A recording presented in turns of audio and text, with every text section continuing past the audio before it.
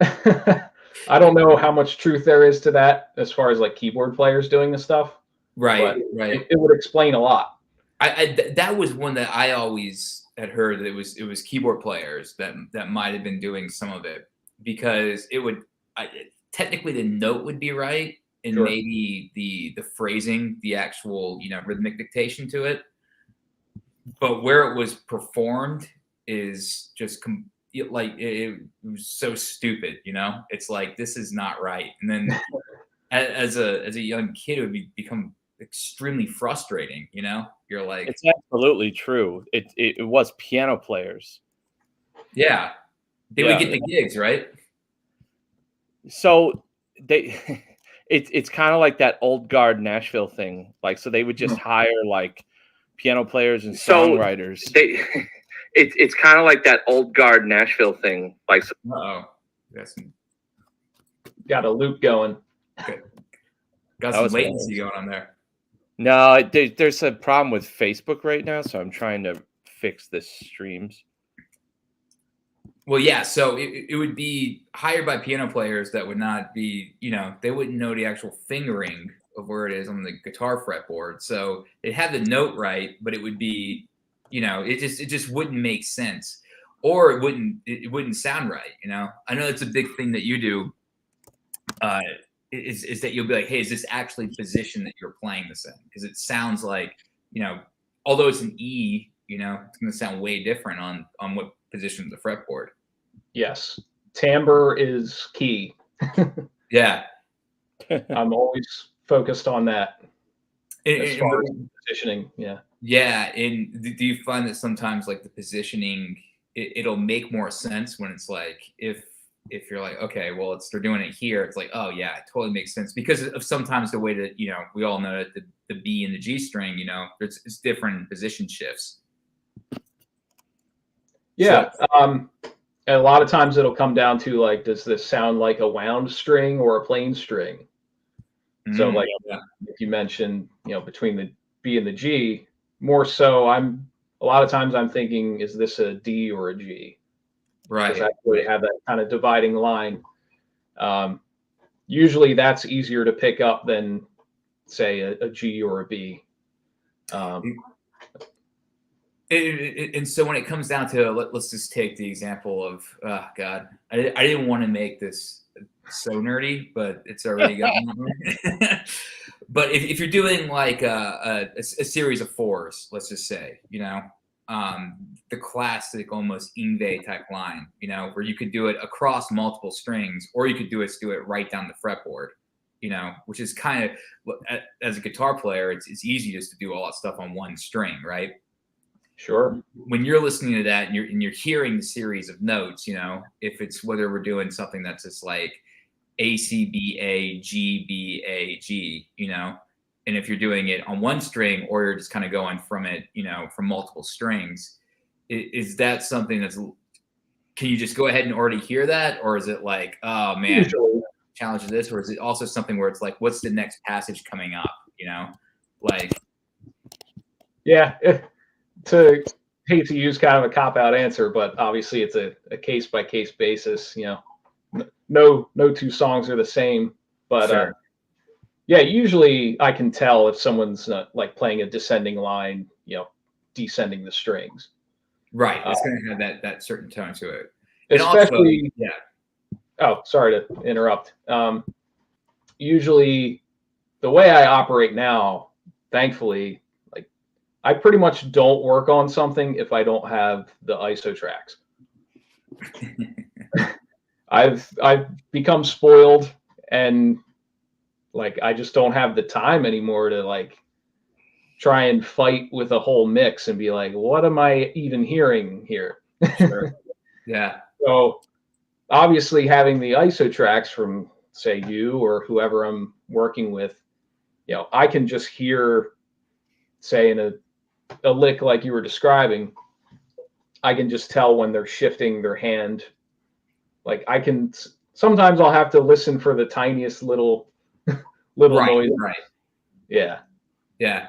It's man.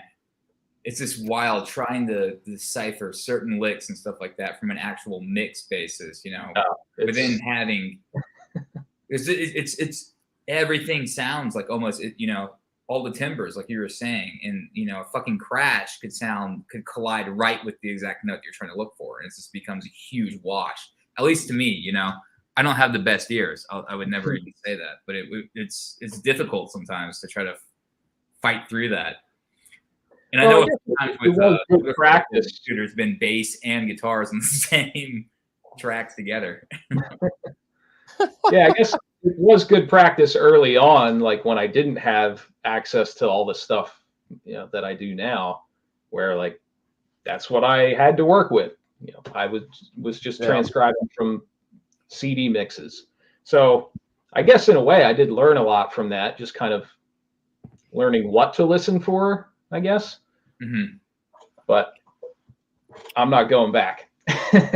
So when you were first working on this stuff, let's say when when did you start playing guitar? Around what age? I had just turned 11, so 2000.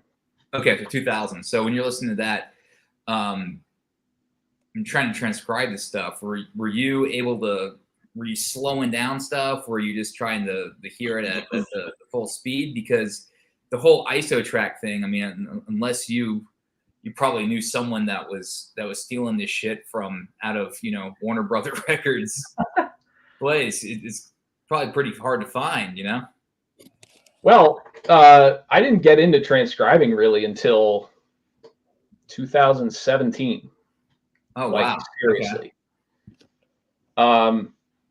I think you asked me sort of how I started doing all this. Mm-hmm. And really it started just cataloging my own riffs and song ideas. So I would just transcribe them myself because I felt that was more reliable than just trying to remember them, or like I've never been very tech savvy, so like even taking video is like a pain for me. Yeah. So I would just write it out and be like, okay, there it is. If I ever want to revisit to, or add to it. Sure. Yeah. It's just so, but even writing it out, where did you get the knowledge to do that? As far as especially like the rhythm dictation, the melodic dictation, did you have some schooling on that? I mean, obviously, Not really. I mean, I was learning from the same wrong information that everyone else was, as far as like tablature. We were just talking about that. Yeah. So like the Dream Theater books, early Dream Theater books. Absolutely. Oh yeah, we'll get into that. Yeah, I could go on for a very long time about all that stuff, but yeah, as far as like learning how to write out rhythms, I guess a lot of it I just learned from having learned from tab. Right. And I could just kind of reference like, oh, how would they write this particular rhythm out? And are they using triplets, or is it like a 12/8? Right, exactly. All those little details that most guitarists just don't even think about. But once I go to figure other things out, I'm like, well, I have to know this.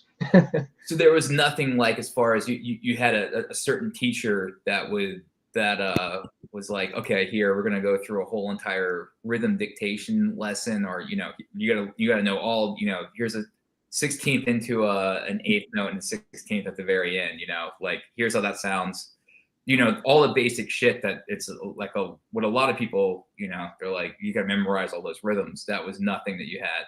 You just nothing formal. I did take private lessons for several years, and I learned a ton, but we never focused on those aspects. A lot of it was like me, bringing in stuff I wanted to learn, and we would just figure it out by ear. And back actually when I first started taking lessons, Guitar Pro, I don't even know if that was a thing. So it was still draw 6 lines on a sheet of paper and just write the numbers out. So even then, I have books of that from my early instructors, just of the white notepads, you know, that were just Yep. written, and you know, and Jake, that's how it came about. Jake, there's like a writer that said that like nothing's really learned unless you by hand to paper. Like you actually scribe it out. Like there's a big difference between typing on a keyboard or obviously Right. listening like Guitar Pro. Like when you write from your hand to paper, it's going directly from your brain. Like there's a writer that talks about it.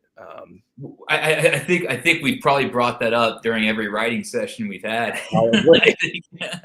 But I think I can't remember who exactly it was that you're quoting, but just yeah, for learning's sake, right? Like when you were doing that, because I did the same thing. I wouldn't pay attention in class at all. I'd sit there with loose leaf paper, like hearing shit in my head and trying to write it out, you know. And then when I got home, then I could go and see if what I wrote was like correct, you know. Like that's probably lost right now. People like a lot of musicians probably don't go through that same process. Yeah, with how available everything is now, it's like, well, any song you want to learn, you can find some kind of tutorial, whether it's right or not. You know. Yeah. That's for later on in the in the interview. Yeah, I mean, I think that it's totally something there too. I remember a quote from Steve Vai though when he was working on the Frank Zappa transcriptions, and it would come down into these, and this is maybe getting a little bit more advanced than what we're kind of talking about right now, where it's from first lessons, but where it would basically be like there were so many different things that he was trying to transcribe, like basically these polyrhythms, and he would just write it out almost where it just kind of made sense to him visually, which is something that if you're dictating this stuff and you're like, okay, I'm hearing that in my head, that almost makes sense. Because once you start understanding a lot of the rhythmic dictation, it does kind of it clicks in your brain in a way. Once you've written it down enough, you're like, okay, yeah, that almost is, it's almost like a word, you know, in a language where you're like, I know what that word is. So it's interesting. I've always just wondered, you know, if you had that training at all to know, okay, this is it, or if it was just kind of a lot of this trial and error throughout the years that you were, you know, practicing, perfecting your craft. And the fact that you've only been saying that you've been transcribing since 2017, that's not that long ago, you know? Yeah, in the grand scheme of things. Yeah. So yeah, that's pretty cool though, man. I mean, it's always been transcription's always been something that I've been very interested in. I think it's really cool that people can do it, and then also, again, even finding out stuff, and especially with the Witherfall things that you've done, is going in and really being like, is this where you're playing it? Is this the fingering, you know? And man, 9 times out of 10, you get it nailed, you know? There's very rarely do we have to kind of be like, okay, well, it was this way, you know, or something like that, you know? So it's a cool art, man. Well, I appreciate all of that. You know, it means a lot to work with guys who actually, you know, care about getting all the details right. So, and you and I have always operated that way. We care a little bit too much, I think, sometimes, you know. One thing I wanted to ask, well, when was the first time you saw a transcription being wonky, a little off? And we can go around the room here on that. And I'm sure some of our viewers will probably, you know, have their own opinions. Go first? Go ahead, yeah.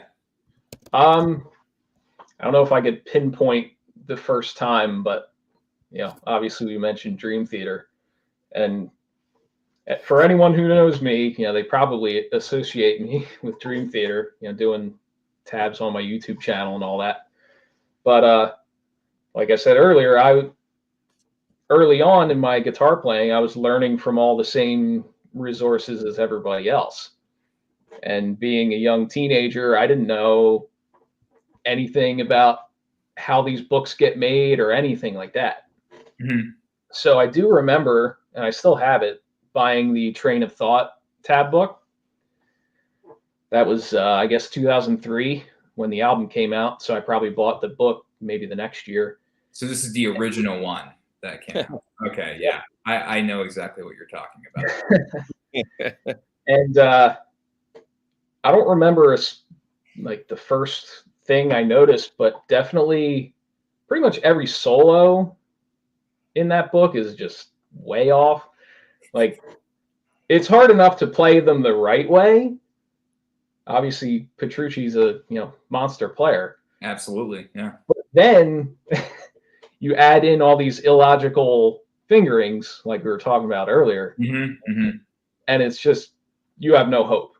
Right, exactly. So I remember probably the one I can actually remember trying to play and wondering, like, why is this so impossible? Was I think it's the first solo in Endless Sacrifice. Okay. Because he's doing this like stretchy thing on the I think it's on the D and the G strings, but they had it written on the G and the B. So you would have to be doing these like quick rolls on the 12 and 15th fret, I think it was. Right. Like, I just cannot get this as hard as I try and as much as I practice. And all these years later, just go onto YouTube and you can see him playing it. Like, oh, that book's wrong. Which also, at that time when that first came out, I think that goes with obviously with all of us though too, is that YouTube wasn't really a thing where you could go on there and you would find these badass videos, pro shot videos, and then performing solos live. So we only, in a way, almost had those, those books. Besides, if you're going to really focus there and try to transcribe it, by ear. And yeah, I think you just mentioned the word. It was kind of heartless or defeated, when you're like, what the hell? This is what it is. I bought this book, I invested into this book to learn these songs, and it's like, holy shit, how the hell am I supposed to play? Like, this doesn't even make any sense, It was a scam, to say the least, Yeah, when you find out all these years later that the artist has nothing to do with it. Right. In most cases. And you're like, well, that explains a lot. Yeah, and that was, I mean, the one example I had, it was nothing anywhere near the caliber of Dream Theater. It was an AC/DC live concert one. It was Hell's Bells that was doing it, and Hell's Bells has the sus4 in it, but it was doing it rather than like down in 7th position, where when you watch the videos and you see Angus, he's doing it there. It was up in open position, and it just sounded stupid, And I was just like, "Damn it, this is like my folk song." What's that? Like a folk song. Yeah, I mean, absolutely. And I was. I mean, the notes are correct, right? They all are the same notes, but positioning and like we were talking about beforehand, where it's at, and also as a guitar player's brain, it makes sense, when you're playing some of the stuff. And then it's just like, there's slight vibrato on that, right? What's that? Like the intro to that song, he's adding slight vibrato, so there's no way it could be an open E. No, yeah, you're not adding that unless he's got a bar. Yeah, Brian Johnson's up there shaking his headstock and shit. I mean, on those old SGs, you probably could get some pretty cool vibrato by shaking those. But just playing yeah, it was just it was kind of disappointing, when you're like, cool, I bought this book, I'm gonna learn these songs, I'm gonna sit down there and do it, and then you're like, oh, it kind of sounds right, but it doesn't feel right, doesn't sound right, it doesn't sound like the record. So I have shit, man. I have a library full of all those different books, that I bought from Cherry Lane and on stuff, and I don't drag them through the mud, but it's cool to have people like you out there now, Evan, that are like, I'm gonna sit there with the artist, we're gonna get everything right, precisely how it's done, and taking the time to actually do it all. And again, I guess those guys didn't have the access to the ISO tracks and all that stuff, so we can give them a little pass there. Yeah, I try not to what's the word? Belittle. I don't know if that's the right word, but guys who did the work back then and were actual guitar players, like sometimes I can't fault them for what they had to work with. Sure. This is we've never had they didn't have all the technology that I am so reliant on. Mm-hmm. So I can't imagine doing it without slow down, great slow down software and isolated. But that's how we learned. That's how we learned. Like you literally on a cassette tape, you gotta stop it, rewind it, play it. Fuck, did I get that right? Stop, like over and over again for hours. Like when you first start playing, sure. Like you had no shot at like Yngwie like trilogy. Like you were fucked. Like but like you would Sabbath. You would wear out. I remember talking to some of my favorite teachers I had. They were talking about in the 80s when they had that, they would wear out records, slowing it down, trying to do it. God, and that just seems so tedious as fuck when there's amazing slowdowner that you turned me on to, and it's like it do it and it can just go right back, and it's the same pitch though, as well, which is really cool. Do you remember Evan? I don't know your age. You're probably closer to my age than you are, Jake. But do you remember in Guitar World, or it might have been Guitar for the Practicing Musician, they used to sell a little like Walkman that you could slow down for guitar, like cassettes. You could slow down the cassettes. It wouldn't be to pitch, but like you could just get the relative, like what's going on, like scalar, like leads. I remember seeing those in Guitar World. Mm-hmm. I guess the next generation after, because I want to say they were, I don't know if it was Tascam or Zoom or one of those, Zoom, but I think. It was a CD player that could. I didn't see the CD player, and I think there might have been an ad with Dave Mustaine playing through one of those. I think I remember that. That was during his ESP years, correct? Yeah. He had the 8-ball. I have one of those. The first fret or the third fret. Someone can probably correct me on that. I that. remember those. Yeah.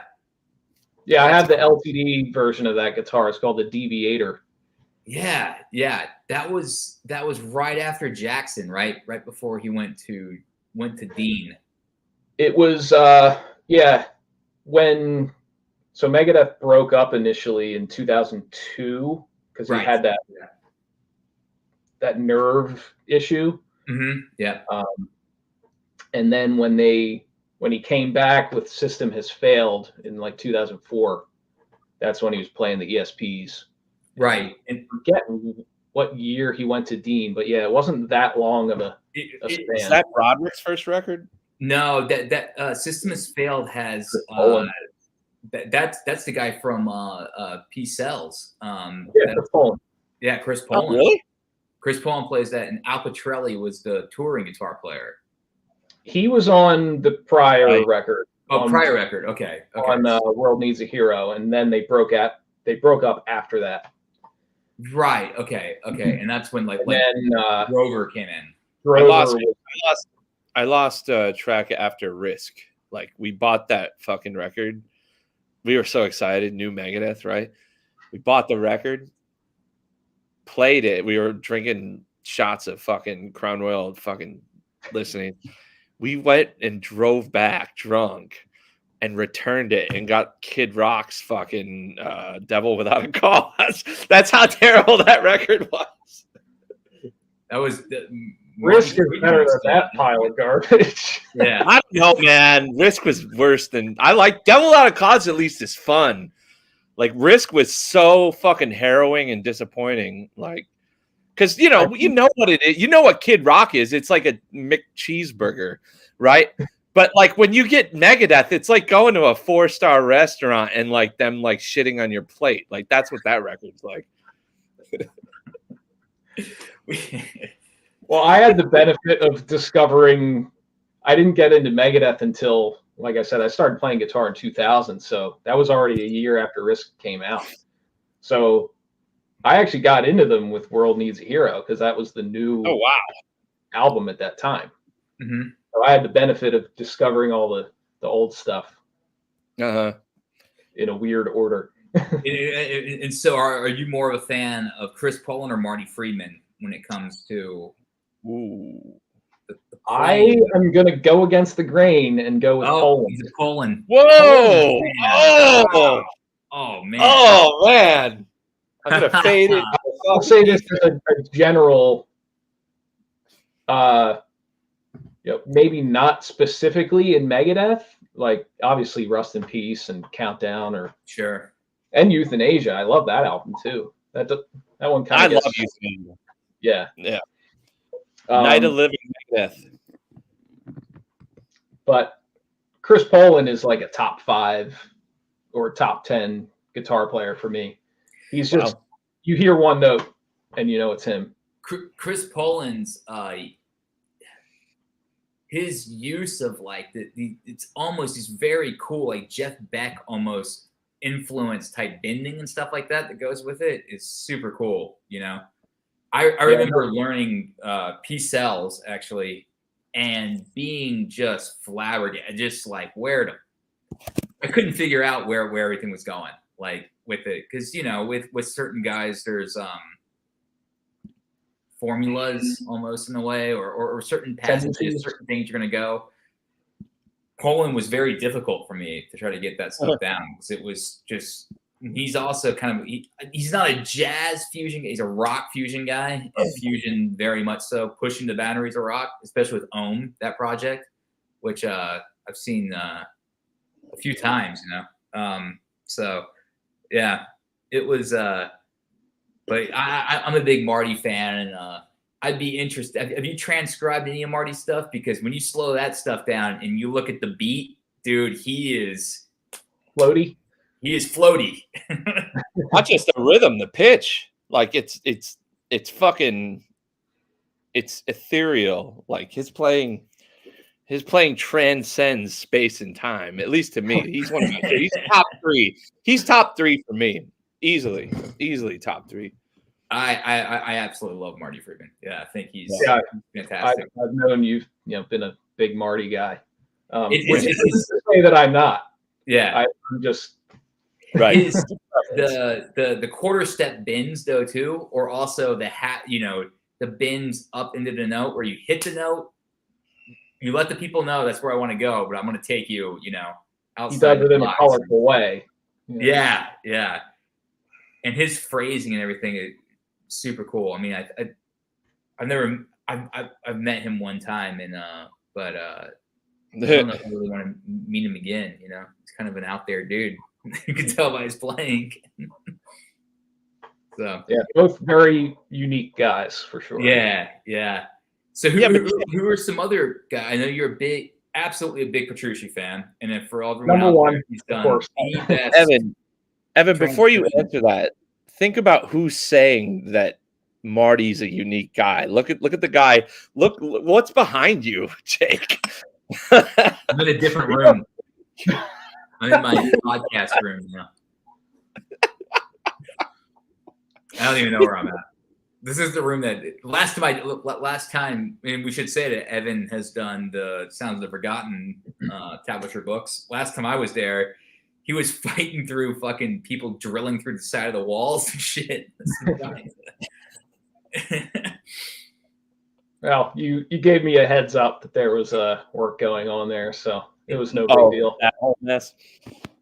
Dude, for Fucked Up Tab, I was telling Evan before you got here that I used to, my whole I'll be a top musician when I can sing and play all of the Awake records. So I had the tabs, and I was singing liberalized parts and playing. I remember trying to play the Silent Man, and I'm kind of it's tab, so it's not really sight reading, but I'm on the spot first time I got the tab.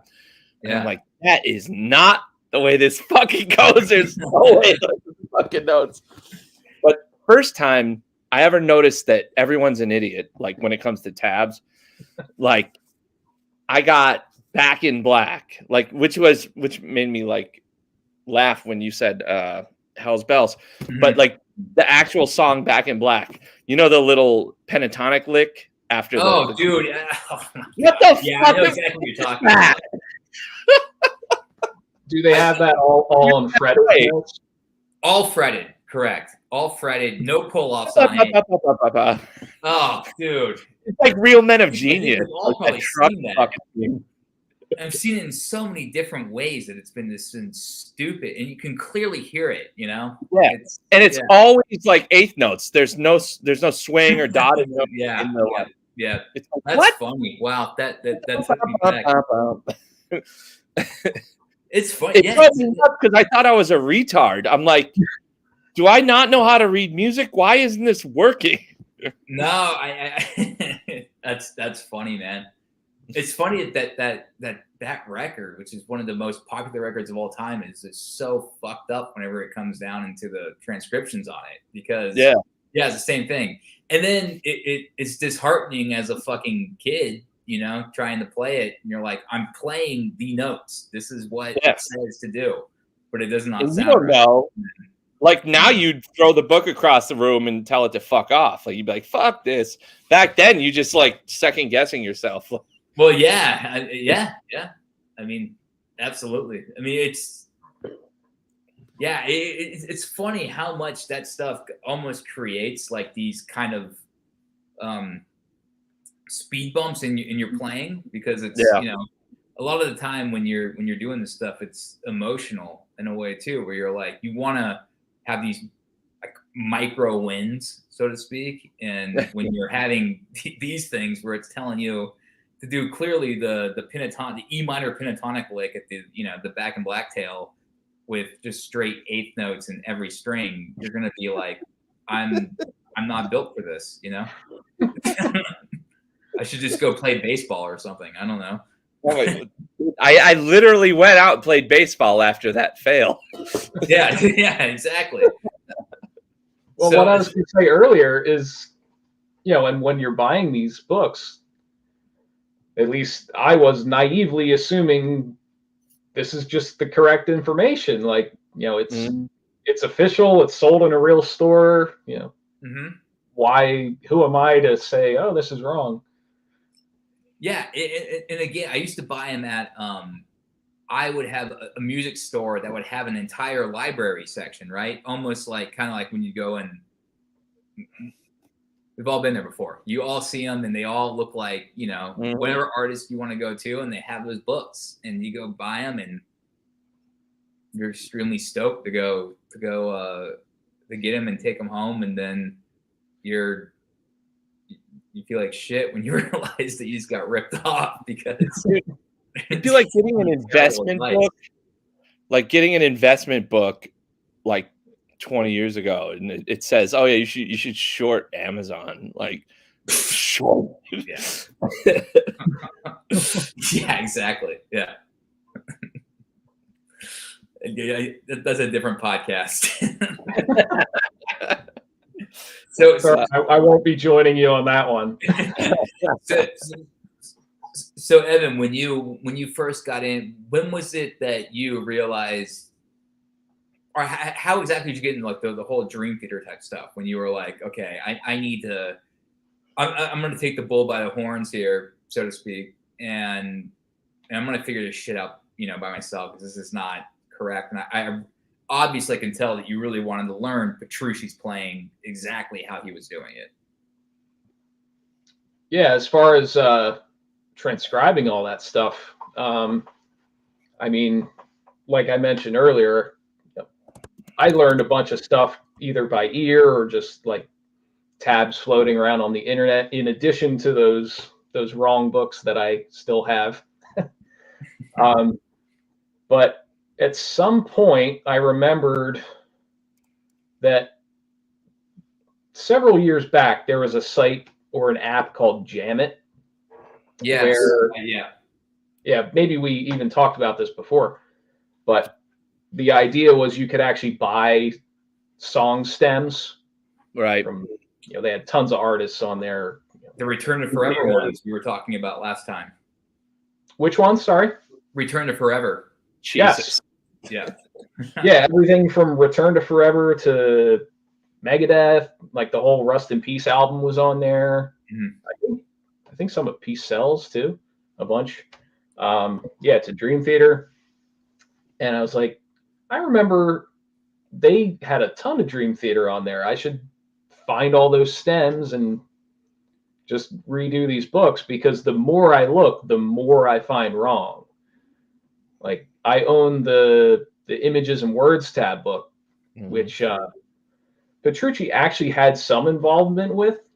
This is a common question that I get, because in the either on the cover or on the inside it says includes transcriptions by John Petrucci. That doesn't mean he did all of it. Yeah. So there's a very clear, you can tell which parts he had input on and which he did not. Interesting. Okay. Dude, well, he's like one of those improv guys. Like he writes an outline, and then like the connecting parts are largely improvised. So like, yeah, like all the riffs are exactly as is, and then you get to those fucking sextuplets, and you're like, this isn't right. Like when like there's a really cool melodic line, and then there's like like into the next line. Like he's not sitting down there like figuring out what he did. There's no way. Well, believe it or not, it's actually the Images and Words book. It's counter to what you just said. Really? I have it here. Because most of the parts that he did edit were like solo parts. Really? And yeah, one of the examples I always use when I'm explaining this to people is just look at the song Under a Glass Moon. Uh-huh. Which, it's like maybe his iconic solo Yep. in his entire career. Yeah. He pulls out all the stops. Sorry. Yeah, he kind of throws every trick in the book in that one. It's one of the best solos of hard rock metal music of all time. That's the one that's got the flamenco. No, that's Learning to Live. Oh, okay. Oh yeah. Under Glass Moon's got the. Oh no, that is Under a Glass Moon. Absolutely, that's the breakdown section in Under a Glass Moon. Learning to Live's the Michael Jackson thing. No, that's Take the Time. Oh yeah, you're right. God damn it! I can grab a guitar and play. Yeah, Learning to Live has got the flamenco thing. Take the Time is the Michael Jackson one, and then. I never made a Michael Jackson connection. Listening to this. And then Under Glass Moon has just one of the coolest goddamn solos of all time. What's the melody? What's the the way it starts? Well, it starts with a three bend that bends. Yeah, the pentatonic bends. Yeah. Oh yeah. That is the one with the whammy bar stuff. Yeah. The flutter. Yeah. There's some flutters in there, yeah. And these crazy stretchy sweeps that he does. That's straight out of right. He's got those double stops that on that breakdown. On the upbeats. Yeah. Okay, exactly. So I can sing all the guitars on that record, dude. Don't get me started. But yeah, as an example, like that song is a microcosm of why those books are so terrible. So the solo is pretty much accurate because he obviously wrote it out. Other than maybe some little articulations that, back then he wasn't listening back to his own record at half speed to do all that. Tab, you can't really do that. Like you can't, if it's just tab or even sheet music, you can't get those articulations. It's, that's for I guess some of the stuff you have to kind of put text in there, especially for like fluttering. Sure. Yeah, absolutely. Which is something that you do on all of your transcriptions too, is that there's a note to it that it's like, hey, this is why it might sound this way, especially a tapped, harmonic or something like that, which going back to like a young guitar player being like, why the hell does that not sound right? And it's like, well, there's a little trick right there that you would have figured out 15 years later when you saw him live. You're like, oh shit, he's tapping that note, you know, Yep. to get that. But So, yeah, that tab of Under a Glass Moon, all the rhythm parts are wrong. Like, every single, I'm pretty sure it's been a while since I looked at it, because when I look at it, it just makes me mad. But every rhythm, to some degree, has something wrong in it. You know the double time section of Pull Me Under, the that rhythm part? Like are we talking about like the second verse? Yeah, that always seemed wrong to me in the tab. Are we talking? It keeps ascending. No. Well, it's 16th note. Are you talking about during the verse or during the verse? bridge? It's the second verse. Right. Well, it first starts with just this single note thing on the E string. Yep. Where it opens and then he's hitting fretted notes in between. Yeah, it's just the minor, like it's moving up and down. It just seemed really wrong to me. It didn't sound like it. Yeah, there's that part, and then it moves to that ascending part that I was talking about. This world is spinning around me. Pretty sure there's some. Okay, I did. Yeah. There's some weirdness on that part. In a way, though, it's the guitar is always, to me, on that song, especially in that part, it seemed mixed a little low. It sounds great, but it's kind of difficult to hear it, with. I think that snare is a bit intrusive there. Well, the guitar, the high end is kind of cut off on the guitars, on the rhythm guitars.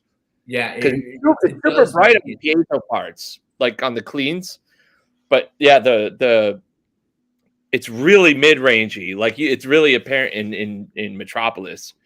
Hey, Ben H, we were just talking about the Awake record, but what about the Octavarium book, Evan? Octavarium's an interesting case. I do want to give a shout out to Jordan Baker and Ryan. I'm not sure how to pronounce his last name, so I'll say Ryan M. Sorry, dude. But those guys have been doing the official Dream Theater tabs since Octavarium, actually. So 2005. Mm-hmm. And I actually kind of took a lot of inspiration from them, because even as far as using Amazing Slowdowner, I remember reading, I guess it might have been on the Petrucci forum back in the day. They kind of explained their process a little bit of how they do the books. And I remember thinking, why aren't all tab books done this way? Like using the isolated tracks, straight from the band. And then if they had questions, like they would go to JP with fingerings and stuff. Right. Excuse me. So yeah, those guys are great. And the first book they did was Octavarium.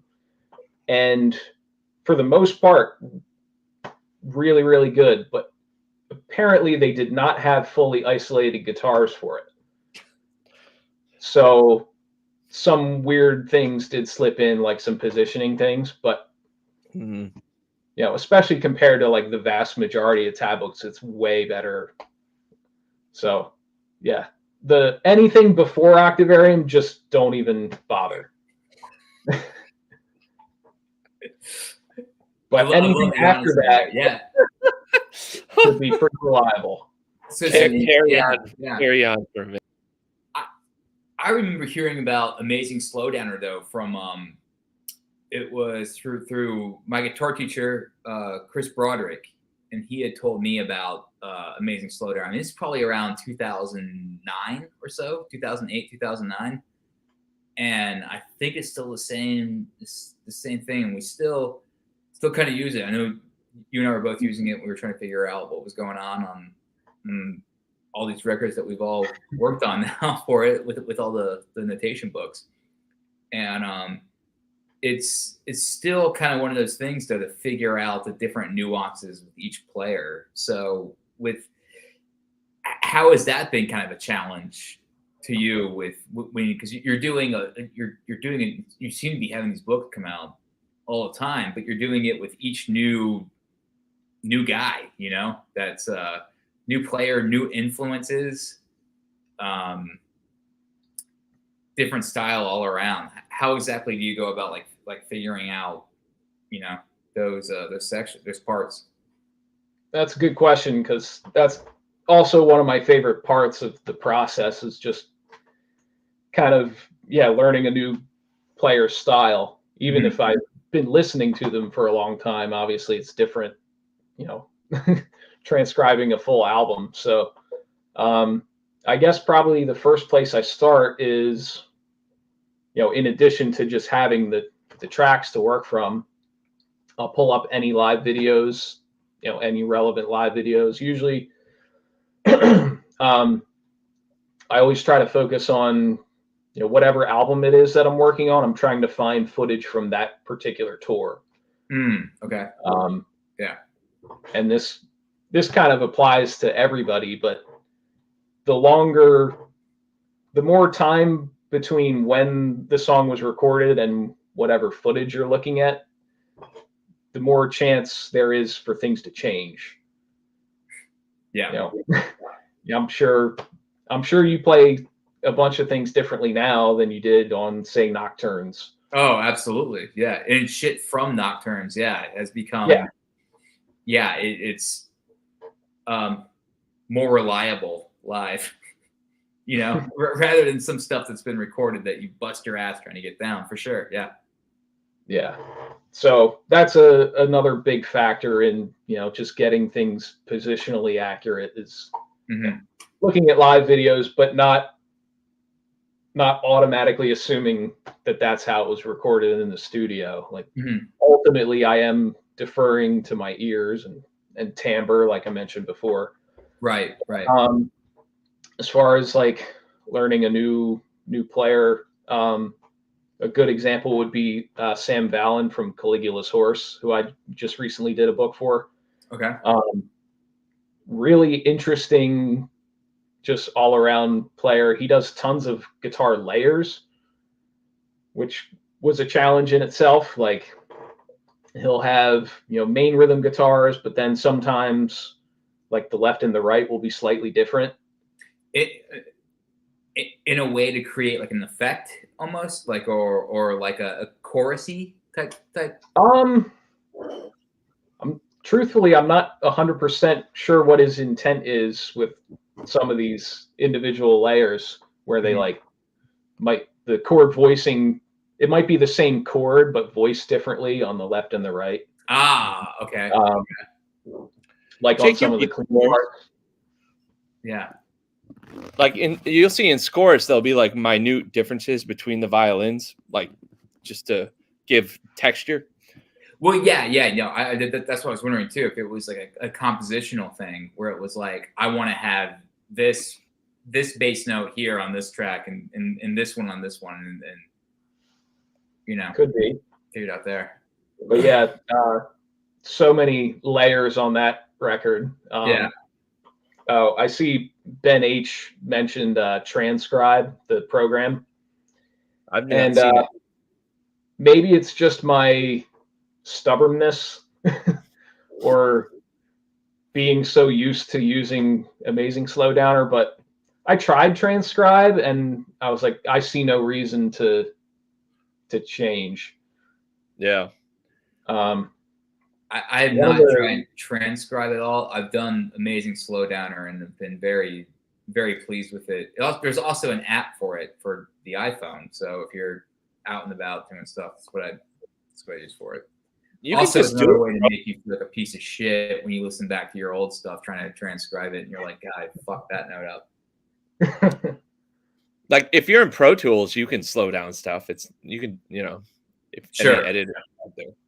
That's true. I'm a complete, I know nothing about recording, really. So like the extent of my recording software is like Audacity, just to line stuff up. Yeah. Audacity is a great program. It's a good utility to have, even if you have Pro Tools. Really useful. I use it all the time for, even just to look at waveforms sometimes. its repair function is really good. Like you can, like I used it when I used to do behind the scenes stuff, like you know, like if you're doing actors on a movie set and all you're out in an open field and you've got like wind noise and shit. You don't have like, you know, like labs on or whatever. It has some really good noise cleanup stuff. You can remove wind, you can remove rumble on it. Like, and it's like one button. That's cool. Yeah, usually I was going to say, you mentioned slowing stuff down in Pro Tools. But like one of the greatest features of Amazing Slowdowner is just all the EQing you can do. Yep. And it's so quick and easy. So usually in the very rare case that I'm transcribing from like a full mix, I just bump up the mids. You know, since get more definition out. Yeah. And then there's this really great karaoke feature on it, which is, despite the name, that's not what I'm using it for. Usually, well, it'll like kind of cancel out the center channel. Yeah.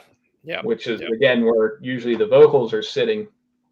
So like, I remember when I was transcribing the latest Dream Theater album, the song "The Alien" that they put out as their first single. I was like, Grammy award winning. Yeah. I'm just good. Yeah. Grammy award. I was there for that. Oh yeah. I forgot you were out there then. But I was transcribing it the day it came out. So I didn't have like, it came out with an instrumental mix later. I remember that. That was funny as hell. I think Joseph and I might have been together working on something and we're like, oh, the song came out. I'm like, yeah, Evan just released a video on it. Like, it was also the Petrucci one or the Liquid Tension. I think you did them all, like, because it was Petrucci's solo record and his other one just then LTE and then Dream Theater. Yeah. And you had them out within 9 hours of the song being released. Hey Evan, what's your favorite Dream Theater record? Images. Okay. Nice. All right. Yeah. It's classic. Awake, that and Awake are like 1A.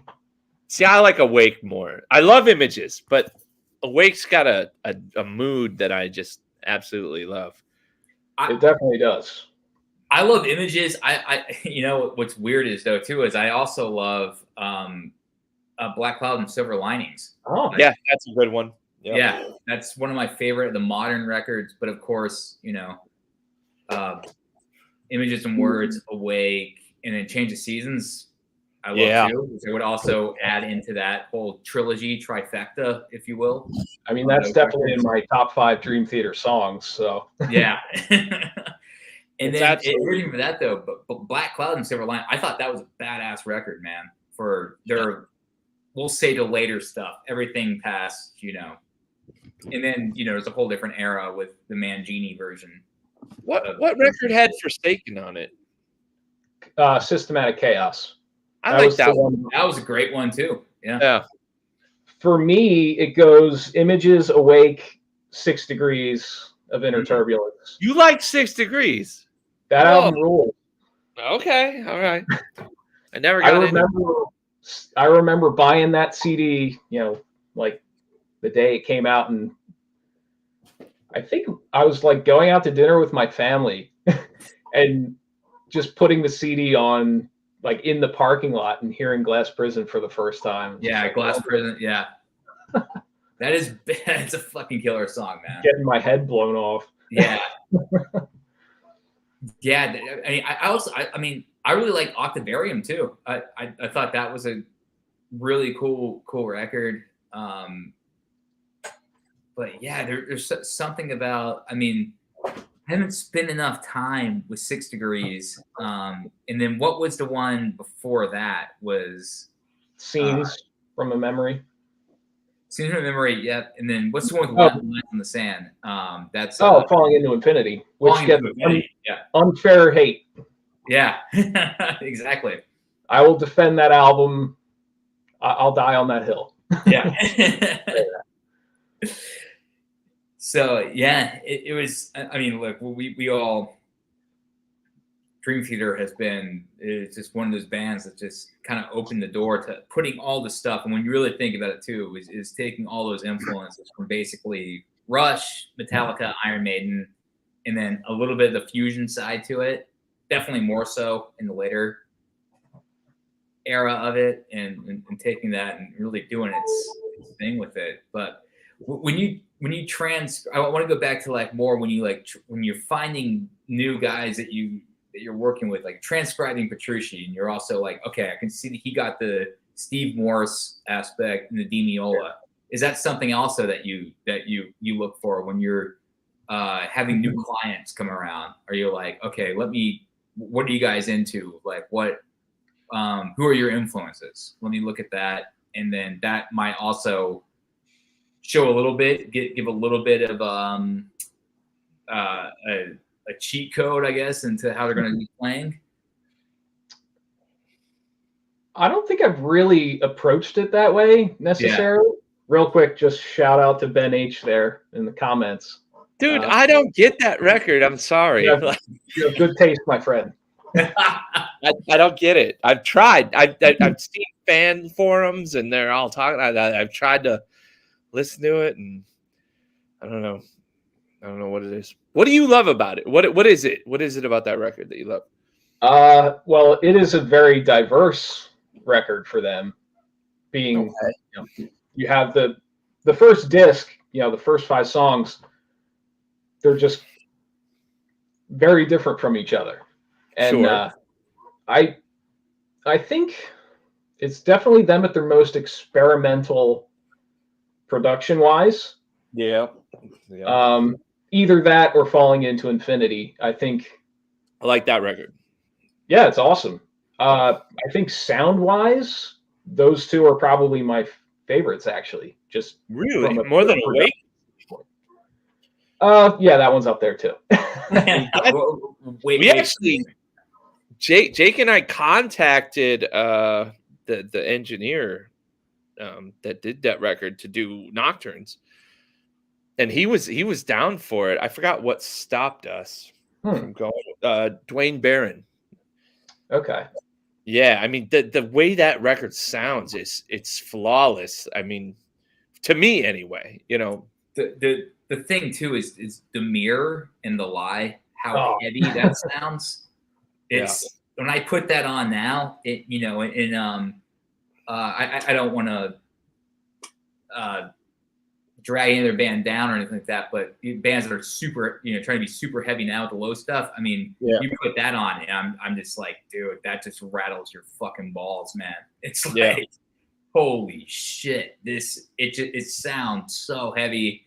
It's a nice way too. I think it's at the perfect. It's mixed perfectly. The tuning, it's about as low as you can go, at least to me. I think that it's melodic too. Like it's a great mix of being melodic and heavy. And that was the time when the only guys using 7 strings were like maybe Vi, Petrucci on that record, and then like Korn. Like you had the whole quote unquote new metal stuff coming in that was using those instruments, but in a different way. Like Monkey and Head and Korn, they weren't using them in the way that Petrucci was using them, where it was coming more also from that classic metal prog world though as well. Because I think isn't the lie on an like one in no, well on changed the rhythmic feel of that a bunch of times. I'm sorry, what was that? It's Portnoy that's changing where it lies. It lies, right? Where the one's at, yeah. See that right there is just so fucking you see what I did? Yeah. Yeah, at first it starts out as just a quarter note. Yeah. That's on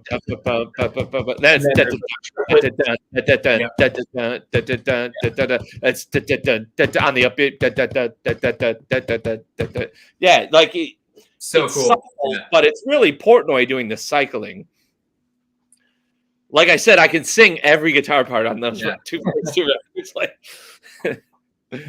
one thing I was wondering about that again. What is that? What is that? 6 Evan? degrees. 6 degrees. Yeah.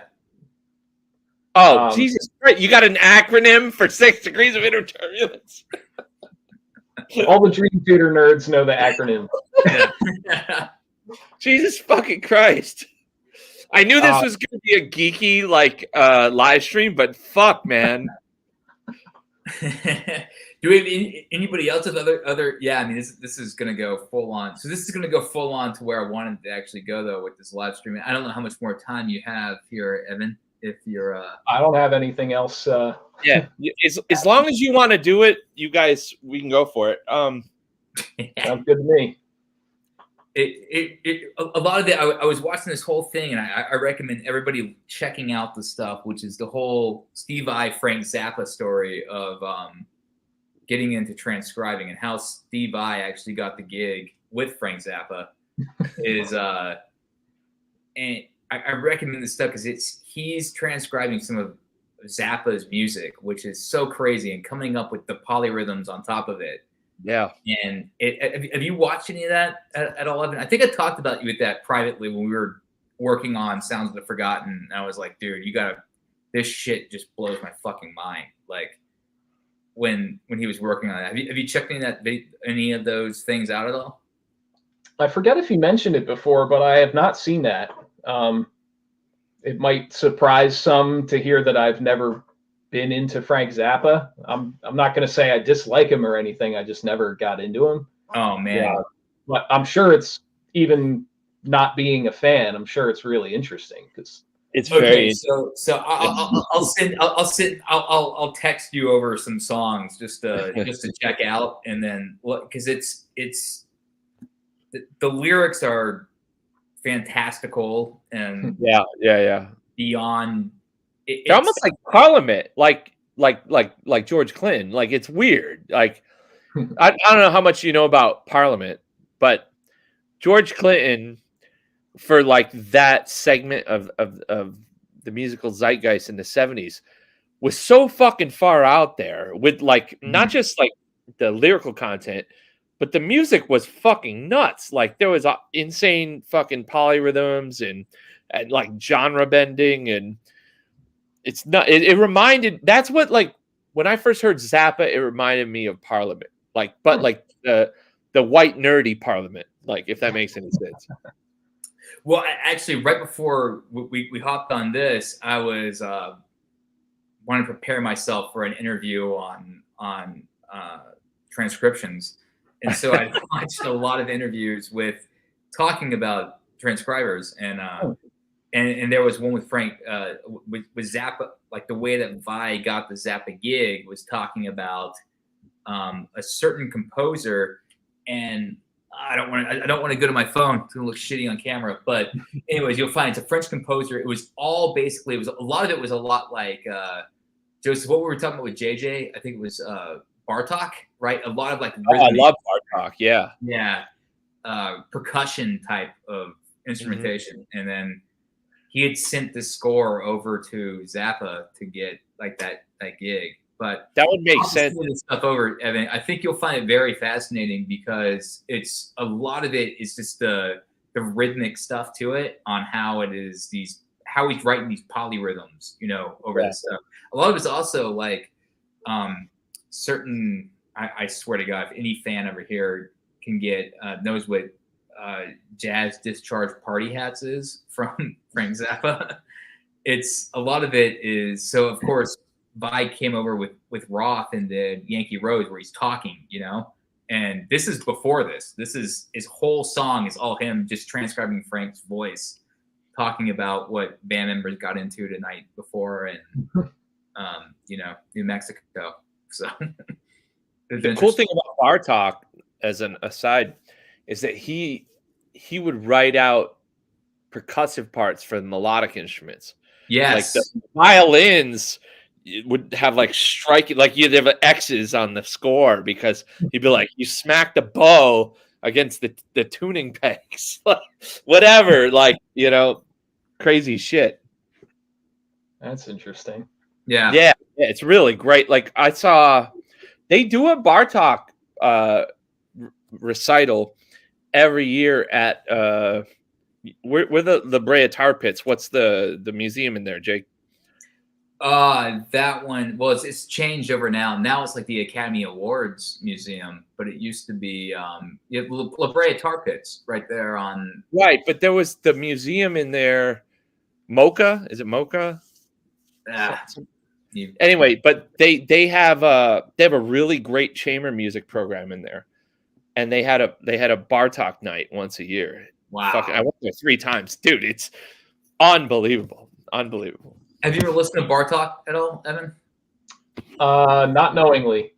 Are you a classical fan? Like in the without the whole entire different of course different periods, but just the composers. It's funny you asked because I meant to get some recommendations from you last time, when we were editing sounds. Because okay. I know you're way into that stuff, and I know nothing. Oh, well, man. Yeah. I would like to get more into that stuff. That's how Witherfall started. It was me and Jake talking about classical music on the White Wizard tour bus. Yeah, I was gonna say the last night's classical. I can't say it now because we'll get canceled. But it had something to do with Tchaikovsky, and I was into a big Tchaikovsky fan. And when Insidious, during that thing, I was listening to a lot just Russian composers. No, that really dark piece. Remember that shit? Oh my gosh, it's number 4 on there in B minor. The ending of this is. Anyways, we're gonna lose a bunch of fans if we keep talking about it. If we hadn't lost them already. It's yeah. I mean, the one thing too that I found music is so awesome just without like really getting into a lot of like are you in the jazz like Coltrane and a little bit. So what was you listen to? Wouldn't call myself a fan, but okay, yeah. So I'm more Miles Davis than Coltrane, but jazz it has to be really special for me to listen to it. Are there a few fusion guys at all? Rock fusion is very similar to what we get. Well, my guy is Pat Metheny here. Yeah, He's definitely fucking awesome, man. Yeah. He's actually my number 2 after JP. Oh, after JP. Yeah. Wow, and really? I was thinking about it earlier because I figured this subject would come up, just about favorite guitar players. And see the connection there, though. You do? Yeah. Okay. Yeah. I was just thinking, like, his playing is so different from the way I play that I guess that's part of why I appreciate it. Every time I see him, I'm like, how are you even doing that? And I've seen him like 10, maybe a dozen times. Pat was going also more from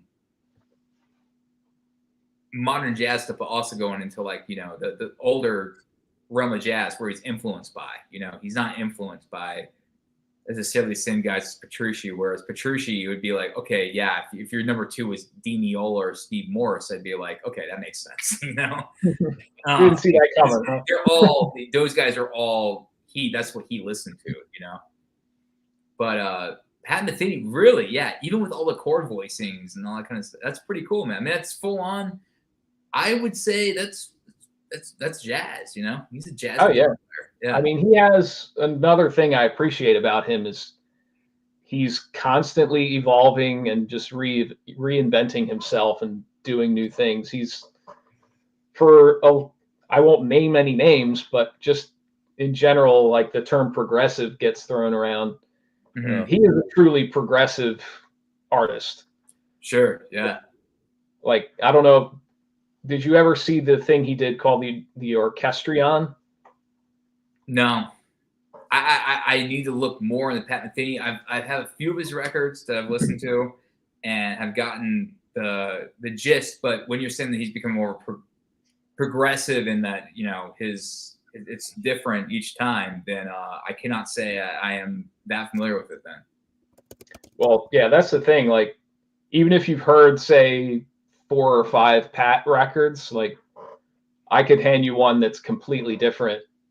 Like, that's maybe only a few years removed. He's done so many different bands. Like he had the Pat Metheny group, obviously, which was kind of a long running thing through the 2000s, but so many trios and duets, Right, and absolutely. so many different configurations. And my friend Paul was a huge fan.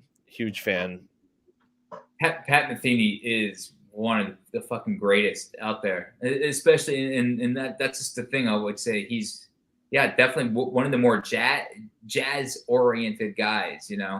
Yeah, up there with John McLaughlin. Are you a fan of his?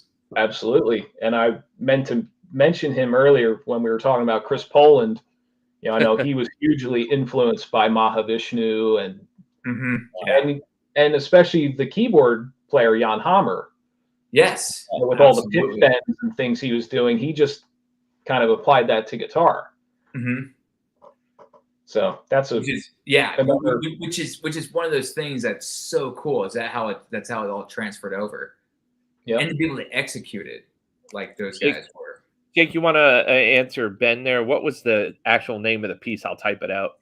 Oh yeah, it's let me get the actual name here. I believe it's number 4 or number 6. Let me just get the.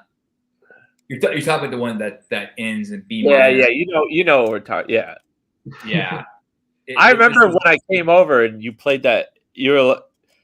It was right when Russia was devastating Ukraine, and you're like, "This is like in context the darkest thing I've ever heard." Oh my God, yeah, it's the Russian mind is not a place everyone should venture, even Russians. I don't think you get canceled for disparaging Russians right now. I think it's number 6 and number 6 in B minor, and it's the very ending. It's the let me just double check this here. Because I remember there was so many tone clusters, but the way that they were like resolving the chords, I'm gonna send it to you, Joseph, and it's the okay. This one here. It's and it's the last movement. Anybody that's looking at it, right. It's one of the darkest things I've ever fucking heard, and it's beautiful though. It's amazing. Yeah, it is. All of the Russian composers I've been looking at a lot. I mean, I have a whole list. This is, I mean, throughout the day, I love to go on and research just to find the darkest classical pieces of all the time periods and stuff, and came across a few composers that I'm like, these guys are out of their goddamn mind. Absolutely insane, and it's fun, for any of our fans out there that really want to go deep into the works of some of these guys. Love it. And selfishly, I want to know more of these composers so that I can Bartok. Sometimes get the answers right on Jeopardy. yeah, exactly. Do a deep dive on Chopin. Like, oh yeah, I think you would love spend a year on Chopin. Like, a year, a whole year. Chopin is number 1. Even like Mozart, because like I can tell you're like your taste in melody. Like, go beyond like the prima facie fucking Mozart. Like, go deep. I mean, there's like, how many fucking Ks are there, Jake? Like, well, I mean, when if you're thinking, okay, so you have like your Franz Liszt. Yeah, Liszt is awesome. Yeah. Franz Liszt was right there. Him and Chopin were actually best friends together. They were actually, but you go back and you have the guys that were like the classical guys from like the Romantic era, and then moving into the actual classical period, which is like where Mozart was at, and at the very end Beethoven, and then Romantic era, which is where shit starts to get wild, harmony wise, chordal harmony. Yeah. And then that's where stuff really gets interesting with like borrowed chords, and then more chords and stuff that are now seen almost in I would not say a jazz aspect. I don't want anybody to quote me on that, but it's like, you're seeing a lot of the stuff where it's like substitutions, and you're just basically seeing augmented six chords, and then tons of shit like that, which is really cool though, because it's messing around with the harmony, and messing around with the melody too. You'd hear that in Mozart or Beethoven, but it would be in very specific spots. Mm-hmm. It would be like pop. Like Mozart and Beethoven are like pop, right? And then like there'd be like these spots that happen that get kind of cloudy. But then the later composers, like in the later eras, they couldn't. It's like you can't make Knocking on Heaven's Door 50 fucking million times, right? Like so, like they had to create like new ways, like new, like like soundscapes. Like you're like, because the bed of like most Mozart pieces is very like, it's not atonal, the opposite of atonal, right? Like so very harmonically, yeah. It's yeah. Yeah. So and then the composers later, to differentiate themselves, couldn't just do that. You couldn't do that. That's why they have the eras. That's why they're like different names for the eras. Okay, well, for example, we just had someone mention Franz Liszt and then also Paganini, and Franz Liszt would do a version of Paganini. He would do all the creases, but also reharmonize them in these wild ways, adding in all these rich tones. Rachmaninoff and Stravinsky. Yeah, I mean, of course. Jake, you would actually get along with Chris. Chris, for anyone who doesn't know, knows his shit. He was on last week spitting out black metal. Yeah. No, Rachmaninoff and Stravinsky. Chris was a really great cellist. He actually taught me to play guitar over the phone when I was fucking 13. And he was he was a really, really great drummer, like real musician. Yeah. So keep talking. Hell hath no Fernie. Okay, what is this? You played Infernal Sonata. I've heard of that. You played Chopin as he was dying. I want to. That should be the next concept. Wow. You said you knew this, Evan? I've heard of it, but I've never played it. Wow. Well, yeah.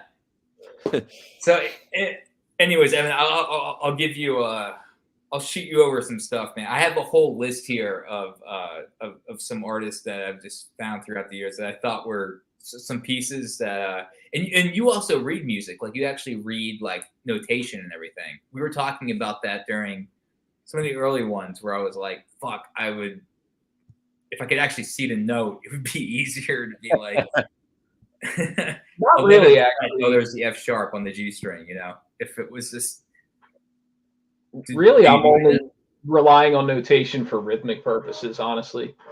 Yeah. I mean, when it comes to guitar, I mean, you can do that. Yeah. Anything. Exactly. Imagine like writing down like singing. Like you need a shorthand. So let's talk about that, because Evan also does all the lyrics, all the vocal parts of our songs too. Yeah, those are tricky because Guitar Pro is not obviously designed for vocals. No, especially my list. I kind of have to do all that stuff manually after the fact. So I'm like the old man yelling at the sky when I talk about this, but it's absolutely true. In music, there's no such thing as a grid. There's no such thing as pitch. Like, y'all can fuck off. Like, everything, the only thing that matters is what sounds and feels good. That's it. Like, all that other shit is superfluous. It doesn't matter. Like those grids and those pitches, those came after the expression. Before they came after the art. Those are defining terms, right? It's like water. Well, water existed before you had the fucking word for it, okay? So, like, your C sharp, no, that's just a defining term. Your quarter note, that's a defining term after the thing exists. So, like, nothing pisses me off more than when people try to quantify music. Well, Well, there's it's a way of organizing things. It is. That's all it is. That's all it is. It's only organizational. It's only so you can wrap your head around it. And if you're a slave to those things instead of a slave to what you hear, then you're not a complete artist. That's like my view of the whole thing. Like takes. Yeah, writing down stuff is just a way so you can try and replicate it later. It is not the thing. Like you know this, and that's what we just talked about. Communicating it with other musicians. The tab, the sheet music is not the essence of it. It is just like the mirror reflection so that you can try and replicate it later. But the music is what happens in real life. That's the music. Well, that would almost just be like you give the sheet music to a performer to like Perlman, and you're like, okay, here it is. Here's where you have to go, but you decide how they kind of get there.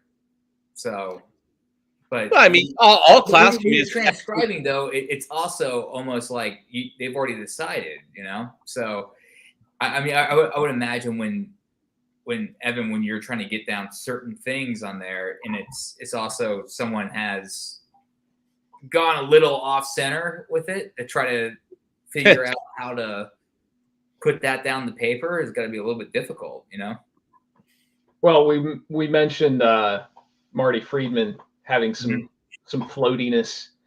Yes. I mean, you have that too. Yeah, absolutely. So sometimes part of your playing, like those what do we call it? The Jeff Loomis falling down the stairs lick.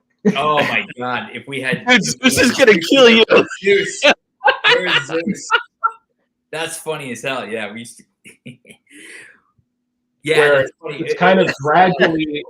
I hope there are some guitar players out there right now that are watching this, because it was called the Jeff Loomis falling down the stairs for you, and it was the Ace Frehley, and then it was also the Lizzie Blackmore. Well, Slash does it too. Like all the best guys have that thing because it feels really good. What it's called? It's interesting. This week I'm always up very late at night looking at stuff, but it was something where it was someone was talking about how it was transcribing a piece from or not a piece but a song. I'm not really familiar with the artist. You might be though, Polini. Yeah. Okay. So it was something, and they were talking about it, and they're like, really crazy thing. It was one of those things where it's almost like a 7 over, like it's like a septuplet. Well, actually, septuplet would be, that's 7 over. Oh, yeah, septuplet. And they're like, no one actually transcribed this stuff, and it was like, this is what a bunch of the guys in the 80s, the shredders, used to do, where it was like they practiced a lick, they had it down, and they know where the downbeat's at. So they're gonna like cram all that shit in, So it might be, That's like, not really a septuplet. It's not, but you have to be even. Well, it's what I mean. If you were to really go in there, and Evan, maybe you've done that with some of the stuff, and been like, we could slow it down and be like, oh, it's slowed down here, but then it's super sped up at this point, I mean, there are some times, if it's like a particularly notey passage, I will go beat by beat and just say, figure out, okay, how many notes am I hearing in this beat? And then sometimes one of those notes will be like at the tail end of the beat and then still be heard in the beginning of the next beat. So I was like, okay, well, let's expand this grouping to 2 beats then. Yeah. Yeah. That's what happened. I mean, or at least the closest representation, right? Yeah, I mean, sometimes for the sake of the reader and something being, digestible, Yeah. sometimes those groupings will be simplified. So, like, instead of there was a term 7 for and then that, a group you of know, 5, it'll just be 2 6s. Well, Jake, hold up. So in Evan, classical music, we used to call it rubato, though, which is just that's how you feel it. You know, it's 17 notes over these 2 beats. Make it work. yeah, but hold on. But when you're trying to transcribe, you can't really. That's kind of lazy. So, like, do you Evan? Do you tailor the transcription to like a certain ability level? Because No. no, so it's just reality for you. Like I'm gonna get it closest to the reality that I can get it. Yep. Yeah, that's how Evan works. That's always the intent. Yeah. Because if you look at some of the Petrucci stuff when it's really free, it's like there's quintuplets at 30-second note like levels, and then it's just quintuplets. Like, and you're like, wait, that one fucking like whatever the division of that one fucking note is the difference. But it would never matter to 99.9% of players are not going to pick up that one note that is like literally just that like it's not audible. It would be impossible. Not audible. But you know what I mean? Like someone like say like a, you know, like I'm not going to fill Jake's head, but at Jake's level, he might go, that's not quite right, right? And go, no, those aren't all fucking like, you know, sextuplets. Like there's something else there. Something's happening. You know, some people are rhythmically sensitive and will know that that's not quite right, even if they don't pick up the note. You can't pick up the note, right? You know, at those speeds. So, like, do you really hyper focus, like, or do you just kind of let stuff slide because no one in their right mind, especially learning, is paying attention to it?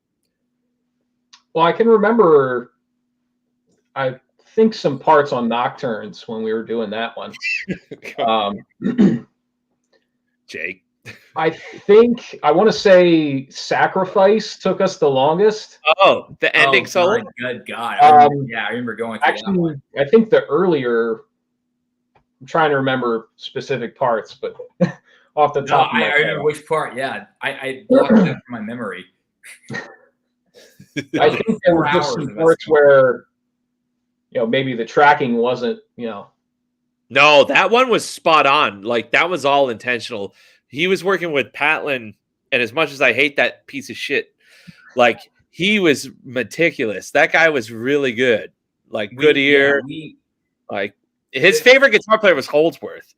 The thing. Oh, I remember you mentioning that. Yeah, the thing was with that one was that sextuplets at 140, I think.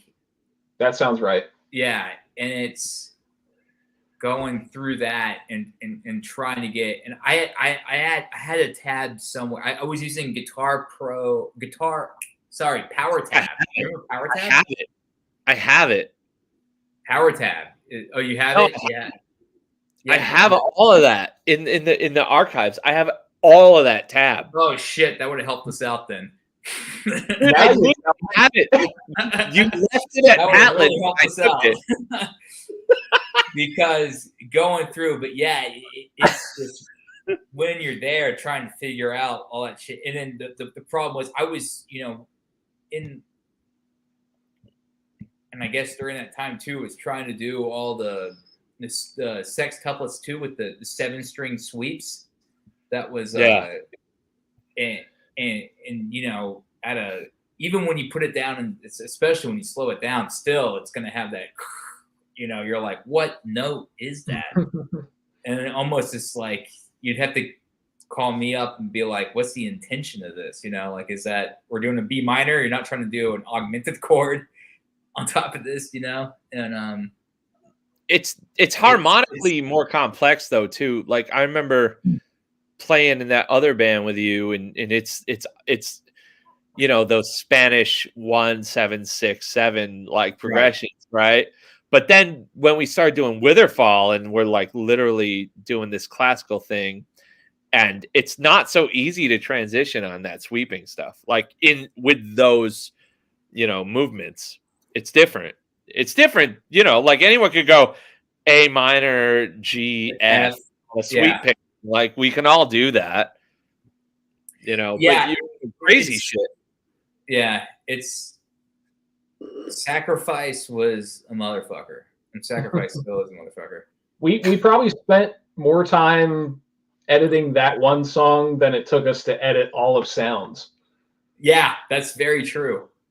Really? Sounds, yeah, Sacrifice is a sacrifice. That was a very difficult song. I remember even doing that one because it was just It's also it goes from like B, I can't remember now, but like what Joseph was just saying, it would do like B minor, A sharp, you know, and the whole mindset of that. And I mean, we've already gone pretty far on this podcast with theory and geekiness. But when you're thinking about it all, you know, you're thinking about it that one, you're okay, harmonic minor, but where can I go to this? Am I also saying this A sharp coming from borrowed from this chord? And I can go to this chord here and create basically a lot of that like romantic era type harmony. That was the whole thing with that, was basically Chopin Litz. That's all it was. I wanted, you know, that was the whole thing, and went pretty deep on it. And then trying to figure it all out again was like, what the fuck? Yeah. Well, that was the secret of that record. That record has that shit all over it. All over it, yeah. And there's no Aeolian. Like it not have it maybe in like 4 bars, maybe. Well, I remember Evan was going back to a couple minutes ago when we were talking about the player and just being like, okay, yeah, you do this, and we were working on In the Time from Nocturnes, and Evan was talking about how you would go back and look at different tours on how the guys playing it, how much it changes, and I was like, well, yeah, here's the intro to In the Time. He's like, nah, it's not right. And he's like, you were doing it's full whole tone at the end. Oh, I know which part you're talking about. Right. Yeah. Like it was whole tone, you know, because we're working with Patlin. That was a whole Holdsworth player. He's like, dude, fuck that. You gotta make it whole tone. You gotta make it whole tone on there. It was funny as hell because I was like, oh, dude, he's completely right, man. Yeah, I do remember also with Sacrifice, there was a live video, I think, from the 70,000 Tons. Yeah. Wow. And I was like, man, he's playing a completely different solo here. Different. Yeah, I simplified the fuck out of that one. I was doing the Becker, you know, just like. Wait, was that the 5 a.m. show? Probably so, yeah. I think that was the first show we ever did. 5. That was 2 a.m. That was no, 3:30. It was 3:30. We'll cut okay. That was when we spread the ashes. Yep. Yeah. Right. Because the next show was at like 4 p.m. or some shit, right? Like in that Egyptian room. Right. They did the first one. We were playing in an auditorium that the night before was the thrash band that Marco played with as well. Destruction. Something. No, Creator? No, it was Creator. Yeah. Creator, yeah. They played the night before, and then we were playing at 3:30 in the morning into an empty hall. It was like, I didn't know they did shows that late. I remember Sacrifice. You shows till 6 a.m. It's crazy. Yeah, like Battle Beast went on at 5:30 after us. Like it was, like they got fucked. Wild thing, man. What did they do to deserve that time slot? Pillaging, I guess. Yeah. Well, Evan, I don't.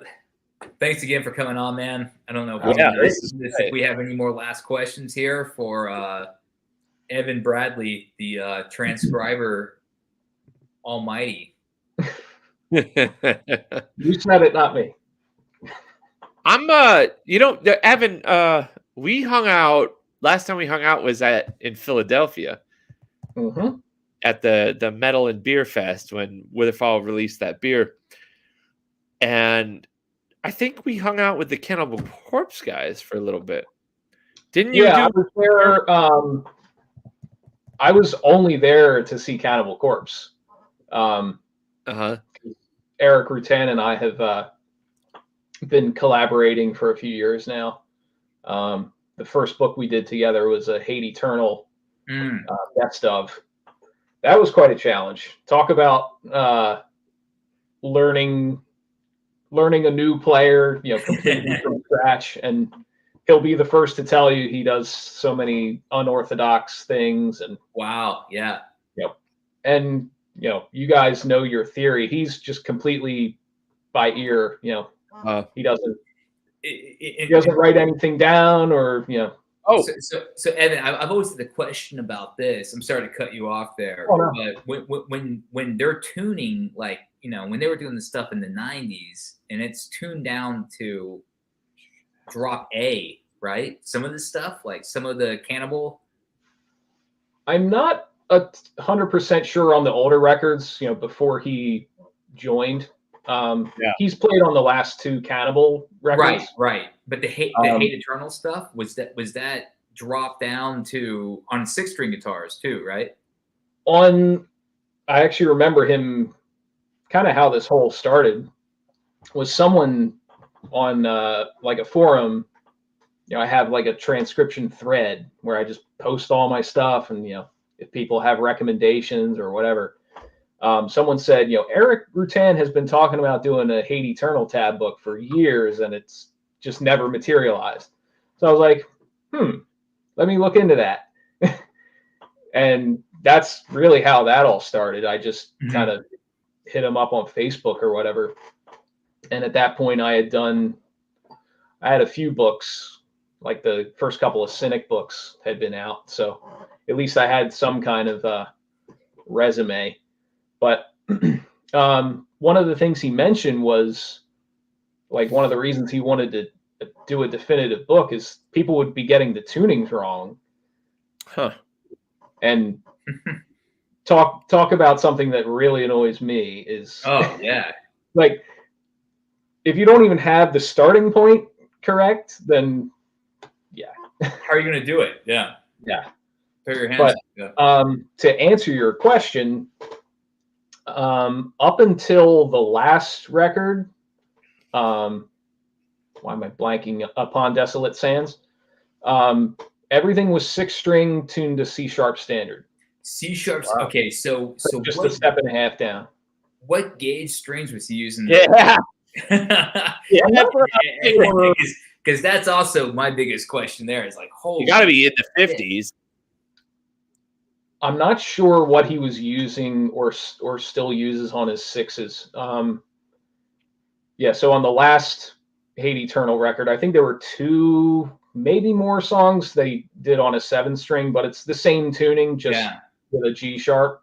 So he would do everything was just basically C sharp standard, or basically it would be like C sharp be tuned to like almost like a drop D. Let's just put it like in standard 440. In B. Yeah, B. Yeah. So E. Yeah, it's just every string's a step and a half down for me. Yeah. Wow. Okay. And that's a tuning it might seem kind of unpopular, but I've run across it in a bunch of bands. It's an interesting one because it's all the death metal, and I've tried to find some stuff, and this is actually good to ask you because you're talking to some of the guys that have actually figured this out. But how the fuck did they figure out? Because when you go back in history to it, you think of Black Sabbath, and they've tuned down a whole step, right? And it sounds heavy. No. Children of the Grave is C sharp. What's that? I think Master of Reality is C sharp. Master of Reality is in C sharp. I did not know that. Yeah. Children of the Grave is C sharp. Go check it out. It's C sharp. Wow. I'm not sure about all the songs, But that one. When you hear that, it's C sharp. So that's what, and these guys were like, "Fuck it, yeah, we'll just do them all down." Yeah, that may have been the inspiration for that tuning, but that's also Between the Buried and Me's tuning from day one. Yep. C sharp. Wow. Okay. Because other than a few like exceptions with like acoustic layering, like right. I remember there was a 12-string part on a song, and that's tuned to standard because tuning that to C sharp would be a nightmare. Yeah. And Evan, I know you're a big Opeth fan, and I think all stuff that's all half or whole step down, right? For the most part. Actually, I mean, I don't have the raw figures in front of me, but probably 95% of their stuff is standard. Standard, interesting. Really, off the top of my head, Demon of the Fall is drop D. Okay. Blackwater Park, the title track, is drop D. There was one song on the last record, one of the ones I transcribed, called Next of Kin. That's in drop D. It was on Ghost Reveries where they were really experimenting with the tunings. Mm-hmm. Yeah. Which is coincidentally probably my second favorite Opeth record. What's your first? Still Life. Yes, that's mine too. Really? Talk about atmosphere. I've never listened to that one. Imminent. Yeah, Still Life is my favorite. It's the red one. That was Adam Sagan's favorite record, by the way. Really? Yeah. Yeah. Jake, next record, you drop that B to A. We'll do type on negative. Oh yeah. Okay. We'll do that. Do that next record. All right, guys. Well. Yeah. This was a lot of fun. Yeah, this was great. Thank you so much, Evan. Thanks for coming on, man, and talking shop with us, man. Really appreciate it. Thanks for letting me nerd out with you for a while. Yeah. We'll have to do it again, man. You know what's funny is that Facebook's having an issue, but we still held like a pretty good number of people without Facebook at all. Huh. So tomorrow I'm going to post this in full on Facebook, and I'll link to your page, Evan. Appreciate that.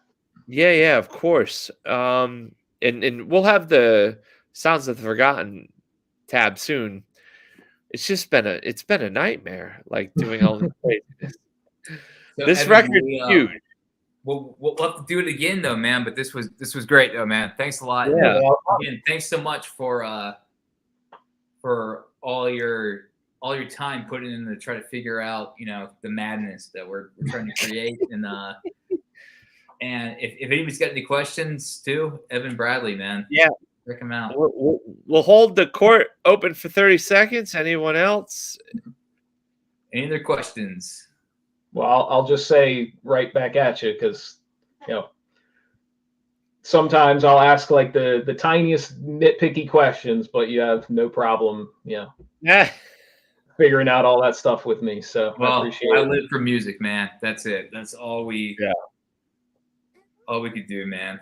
And so yeah, but this has been a lot of fun though, man. Thanks again, Evan. And what a fucking collection you got right there too, man. CDs. Holy shit. Look at that. It's like 1,300 or 1,400 at this point. I'm running out of space, actually. And then the guy shows up too with Pat Metheny shirt. So that's hilarious. Yeah, that's awesome. Well, cheers, guys. Thanks a lot, man. And all right, Evan. Hey, I'll hit you up tomorrow. This was a lot of fun. Absolutely. Jake, you got anything else to say, sir? No, check out the Where Do I Begin single. Hold up. We have one thing to show. Wait, where'd it go? Oh my God. All the books? Yeah, I got this. Yeah. Here, let me show this. This is well, we got that, but Evan's there's a clip here of some tabs that Evan did. Let me show this first.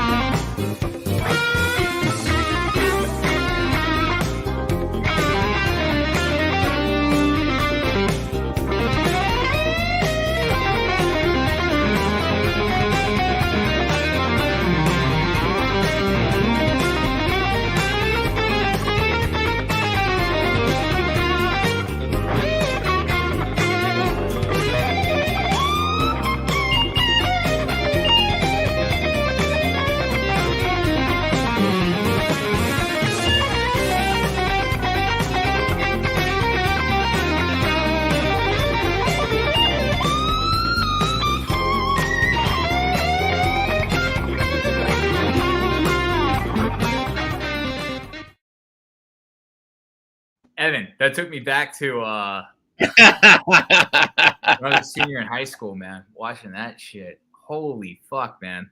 Guthrie's a monster. Too, man. You got the quarter step bendo too on that F note too, and then the septuplets. Holy hell. That was I mean, it took me back too, because I remember when I decided to transcribe that, I was like, this has been one of my favorite guitar videos for years. Yeah. Like, it's just mind blowing. But I was like, it's not that it's going to be easy, but obviously when you can see everything, it makes life a lot easier. So I think I knocked it out in one night, in a few hours, maybe. Fucking believable, man. But it was. Guthrie can be fun. Totally fun. Fun guitar player.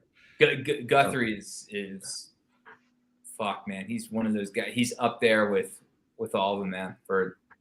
Because his playing is so fucking incredible. Yeah. I think we're gonna have Marco on soon. Oh, I'd love to join you for that one. Oh yeah. Marco is that guy is a force of nature. we would be here all night talking and drinking wine. In fact, we should all coordinate our wine choices for that. Wine. I'll just stick to my water, but you guys can. Hey, I know.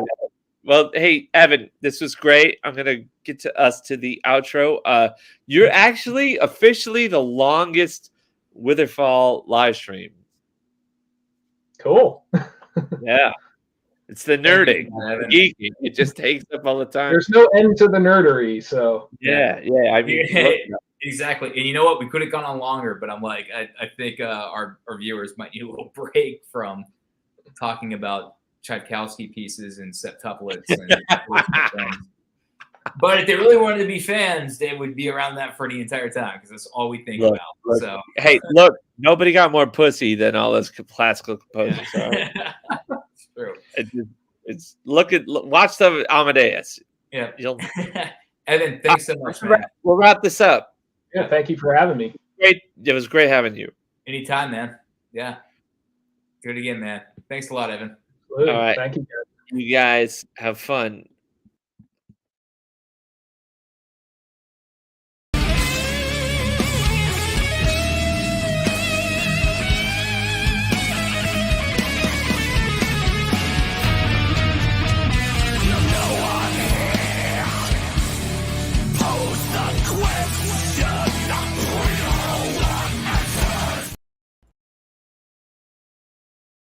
Sometimes the world no longer needs a hero. Sometimes what it needs is a monster.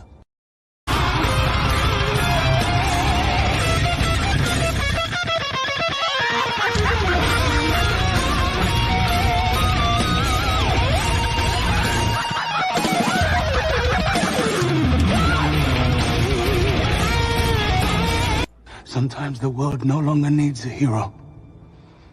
Sometimes what it needs is a monster.